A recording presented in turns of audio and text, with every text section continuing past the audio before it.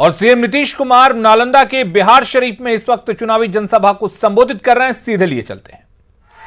आप सबको मालूम है, ये जो ग्रामीण सड़कों की बात किए, 113 ग्रामीण सड़कों का निर्माण पूरा हो गया।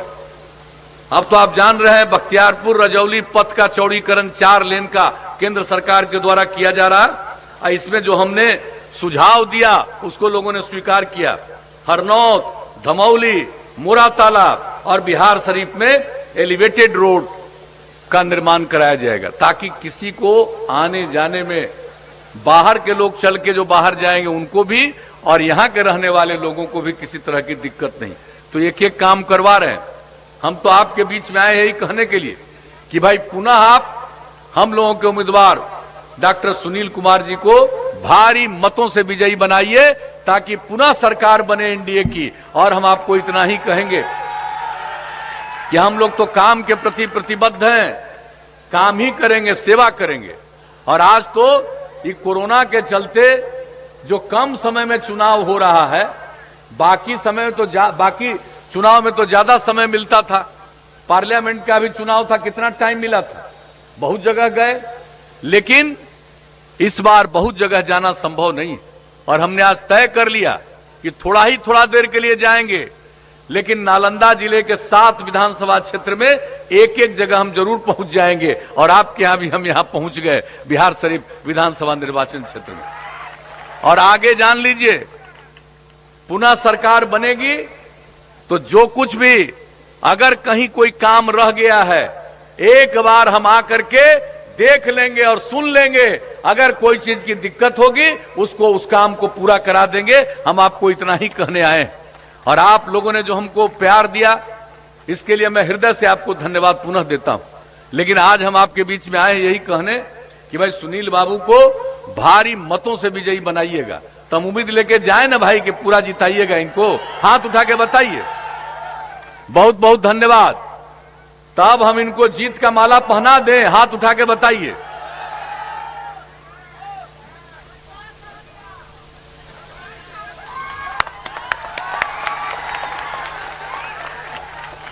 तो आपकी सहमति से हमने जीत का माला पहना दिया। 3 तारीख को चुनाव है। एक एक कीमती इन्होंने बताया। तो मुख्यमंत्री नीतीश कुमार इस वक्त बिहार शरीफ में हैं और चुनावी जनसभा को संबोधित कर रहे थे। और वहीं मुख्यमंत्री नीतीश कुमार ने आज नालंदा में कुल मिलाकर तूफानी चुनाव प्रचार किया है। सीएम ने हिलसा की चुनावी सभा में जेडीयू प्रत्याशी प्रेम मुखिया के लिए वोट मांगा। इस दौरान नीतीश कुमार ने वादा किया कि अगर सरकार बनाने का मौका मिला तो लोगों के बीच जाकर बचे हुए काम को पूरा कराएंगे। सभी खेत तक बिजली से सिंचाई की सुविधा मुहैया कराएंगे और गांव में सोलर स्ट्रीट लाइट लगवाएंगे। बोल रहा है, अरे काका बोल रहे हैं, काकी बोल रही है। बनने के बाद फिर हम आपके बीच में आएंगे। अगर कोई काम छूटा हुआ है उसकी जानकारी ले लेंगे और उस काम को भी पूरा करा देंगे। हम इसी के लिए आपके बीच में आए। तो हम ज्यादा कुछ कहना नहीं है, लेकिन 1-2 बात हम और कह देना चाहते हैं। अब हर घर बिजली उपलब्ध हो गया। अब जान लीजिए, अगली बार मौका मिलेगा तो हम लोग सभी गांव में सोलर स्ट्रीट लाइट लगाएंगे। यानी रात में अपने घर का बिजली बुझाइएगा, लेकिन पूरे गांव में उजाला रहेगा। इस तरह का इंतजाम करेंगे। हमने 1 मार्च को ही कह दिया है, अगली बार मौका मिलेगा तो हम लोग हर खेत तक सिंचाई का प्रबंध कराएंगे। ये हम लोगों के मन में पूरी बात है। और हर गांव तक सड़क बनवा रहे हैं। लेकिन अगली बार जब मौका मिलेगा तो और दूसरे प्रकार का सड़क गांव-गांव को जोड़ करके महत्वपूर्ण जगहों पर जाने के लिए, महत्वपूर्ण सड़कों तक जाने के लिए और कई हम लोग इस्तेमाल कराएंगे। बीजेपी के राष्ट्रीय अध्यक्ष जेपी नड्डा और केंद्रीय कानून मंत्री रविशंकर प्रसाद ने मधुबनी के राजनगर में चुनावी जनसभा को संबोधित किया और एनडीए प्रत्याशी के लिए वोट मांगा। जेपी नड्डा ने अपने संबोधन में जहां केंद्र और राज्य सरकार की उपलब्धियां गिनाई, वहीं लालू प्रसाद के शासनकाल पर जमकर निशाना साधा और लोगों को लालू राज में हुए अपराध की याद दिलाई। जेपी नड्डा ने चारा घोटाले से लेकर डीएम हत्याकांड और शहाबुद्दीन के आतंक तक को याद कराया।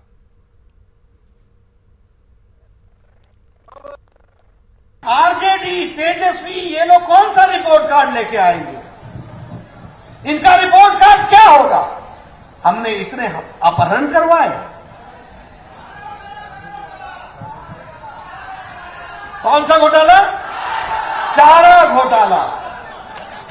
अब देखिए क्या था, ये चले थे चरागाह विश्वविद्यालय बनाना, चरवाहा विश्वविद्यालय बनाना।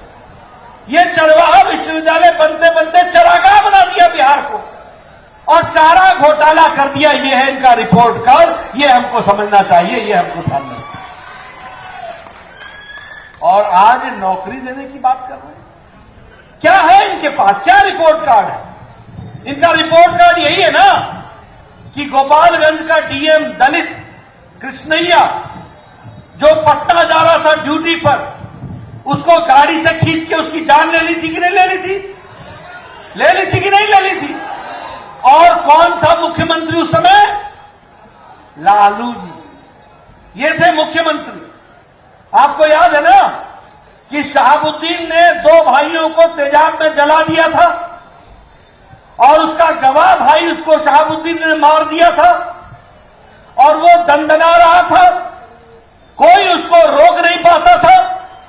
जब नीतीश बाबू बिहार के मुख्यमंत्री बने तो शहाबुद्दीन जेल के पीछे गया।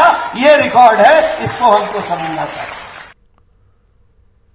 सीएम नीतीश ने कल एक चुनावी सभा को संबोधित करते हुए कहा था कि बेटों की चाहत में 8-9 बच्चे पैदा करने वाले कैसे आदर्श हो सकते हैं। अगर ऐसे लोग आदर्श होंगे तो सोचिए बिहार का क्या हाल होगा। नीतीश के इस बयान पर तेजस्वी ने तीखा हमला बोला है। तेजस्वी यादव ने इसे महिलाओं का अपमान करार दिया है। किसी को चिंता है 8-8, 9-9 बच्चा बच्ची पैदा करता है? क्या मालूम है किसी को? बेटी पर भरोसा ही नहीं, कई बेटियां हो गई तब बेटा हुआ।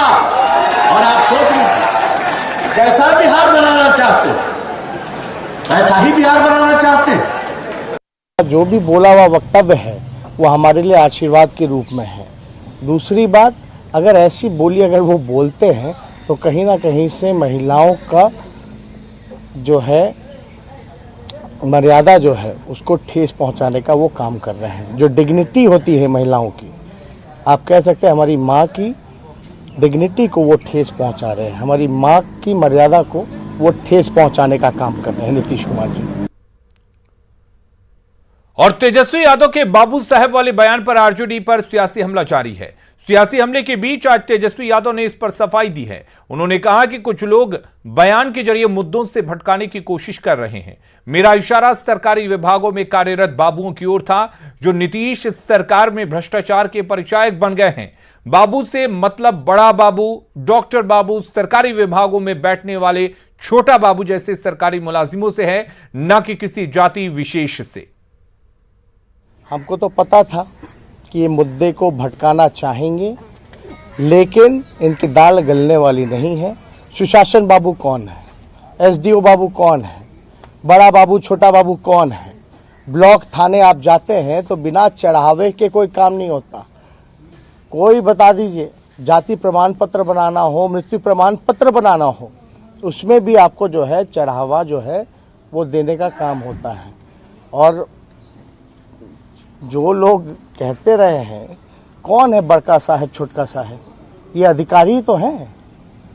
अगर नीतीश जी के राज में अधिकारियों का बोलबाला है, जहां जनता गरीबों की नहीं सुनी जाती है, तो हम तो इस चीज को लगातार बोल रहे हैं कि भाई भ्रष्टाचार जो है निचले लेवल से लेकर सचिवालय तक जो है भ्रष्टाचार बढ़ा है। अब बताएं सुशासन बाबू कौन है? तो इस पे हमको टिप्पा टिप्पणी नहीं करना।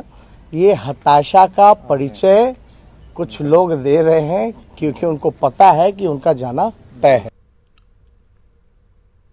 केंद्रीय मंत्री गिरिराज सिंह ने तेजस्वी यादव पर तीखा हमला बोला है। तेजस्वी के बाबू साहब वाले बयान पर गिरिराज सिंह ने कहा कि तेजस्वी बिहार को फिर अपने पिता के समय में ले जा रहे हैं। लालू यादव ने कहा था बुरा बाल साफ करो, तेजस्वी भी अपने पिता की भाषा बोल रहे हैं। गिरिराज सिंह से खास बात की हमारी संवाददाता साकेत कुमार ने। तेजस्वी घबरा गए। नरेंद्र मोदी के समर्थन जो गरीबों से मिल रहा है, उन गरीबों में भय पैदा कर रहे हैं। उनको जवाब देना होगा वो क्या कहना चाहते हैं। पिताजी के विरासत पर राजनीति तो कर रहे हैं, लेकिन जिस शब्द का प्रयोग किया उसका जवाब देना पड़ेगा उनको कि उन गरीबों को डरावे ना। आज 15 साल आज समाज, अमीर गरीब समाज के सारे लोग एक साथ रह रहे हैं। आपने पिताजी की भाषा बोलना शुरू कर दिया। भूरे बाल साफ करेंगे बोलते थे, आप कह रहे हैं बाबू साहब। अरे इस सरकार में और नरेंद्र मोदी के नेतृत्व में जिसने SC ST को कोर्ट के बाद भी सामाजिक सम्मान दिया, कानूनन सम्मान दिया, जिस पिछड़े आयोग की बात करते हैं उस पिछड़े आयोग को अगर कानूनी जामा पहनाया तो नरेंद्र मोदी ने पहनाया। और जिस सवर्ण को आज तक किसी ने नहीं दिया था, 10% सवर्ण को आरक्षण दिया। यही है सबका साथ सबका विकास। लेकिन तेजस्वी मोदी जी से डर करके ये गरीबों में भय पैदा करना चाहते हैं। वो कह रहे हैं कि हम बाबू साहब, बाबू जो बड़ा बाबू होता है उसको हम बड़ा बाबू कह रहे हैं। बड़ा बाबू कह रहे हैं, किसको बुड़बक बना रहे हैं। गरीब को लड़ाइए मत। माले का साथ लेकर के लोग ऐसे ही दहशत में हैं कि फिर से खूनी क्रांति आप खेलेंगे। दूसरे तरफ कांग्रेस का साथ लेकर के उस्मानी साहब को लेके जिन्ना के रास्ते पर चलने वाले, एक तरफ तोड़ने वाले, दूसरे तरफ विद्वेष फैलाने वाले, तीसरे तरफ पिताजी का विरासत मिला है जो भूरे बाल साफ करो कहते थे, आज उनके रास्ते पर चल के गरीबों को डराएंगे। और तेजस्वी यादव के बाबू साहब वाले बयान पर जेडीयू ने निशाना साधा है। सीना तान करके एक जाति विशेष के लोगों पर चलते थे, ये कास्ट एरोगेंस से भरा हुआ उनका बयान है।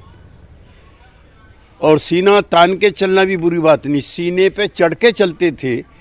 लालू जी के शासनकाल में शहीद व्याख्या ये है, लिहाजा ये पुराने दिनों की पुनः याद दिला दी।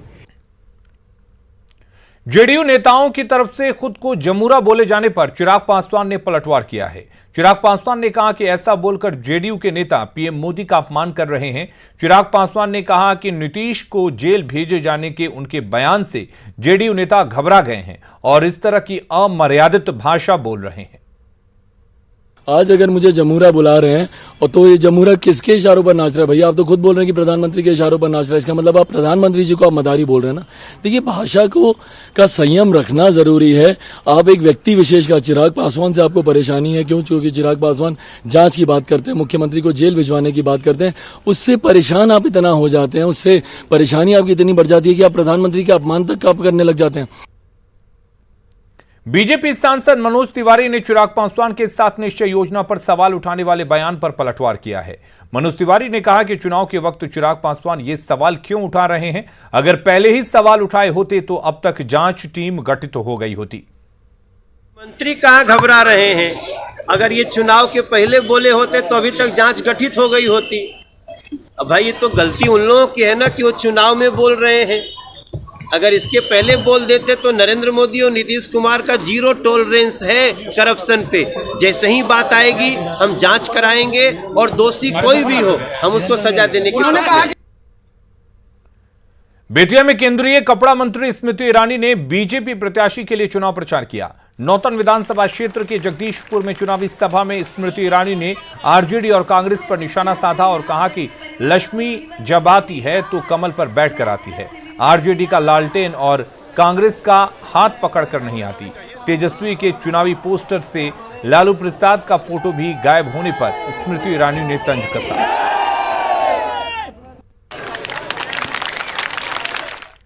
जल्द लौटते हैं, आप बने रहिए हमारे साथ।